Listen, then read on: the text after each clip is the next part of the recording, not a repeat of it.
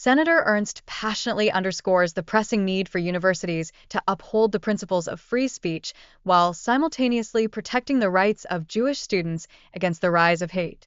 This delicate balance between the freedom of expression and the safety of all individuals remains crucial in academic environments where ideas should flourish without fear.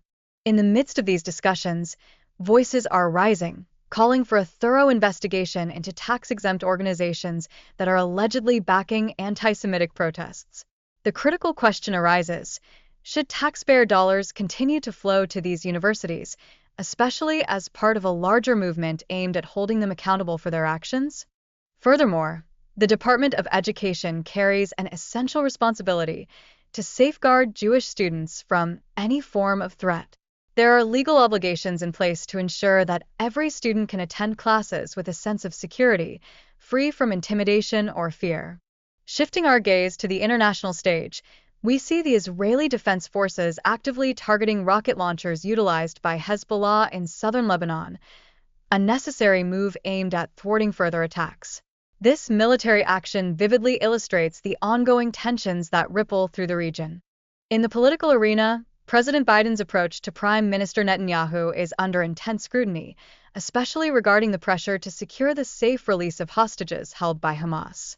Critics argue that the administration's stance may inadvertently signal a bias that complicates diplomatic relations. Moreover, the Biden administration faces mounting criticism regarding its handling of the situation, raising concerns about a perceived neglect of Israel's position. Some commentators contend that statements made by Vice President Harris exacerbate this narrative, suggesting a disconnect in messaging.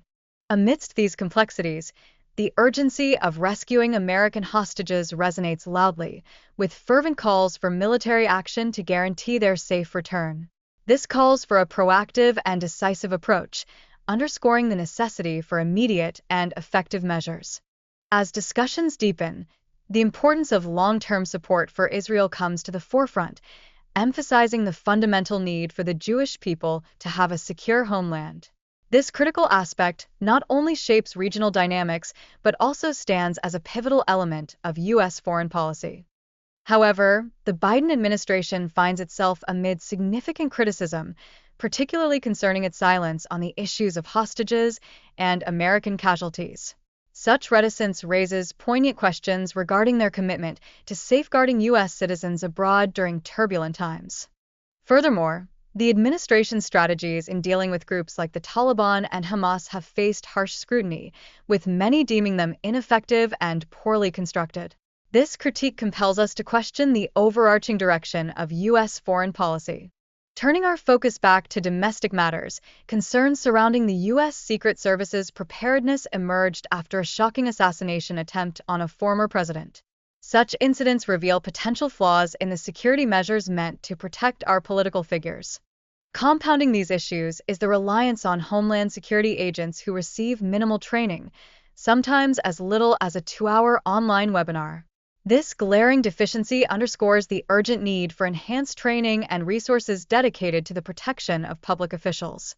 Moreover, questions are raised about alleged staffing deficiencies at the Butler rally, prompting a demand for further investigation. Local police interviews have been sought out to shed light on the situation and clarify the facts. The urgency of the matter isn't lost on the speakers, who highlight the necessity of proper training for significant missions. They maintain that relying solely on computer-based training is wholly inadequate when it comes to effectively preparing soldiers for the challenges they may face. In light of these pressing issues, there's a unified call for Congress to uphold oversight and accountability. The speakers are resolute in their determination to uncover the truth behind the mismanagement they have laid bare, striving for transparency and effective governance.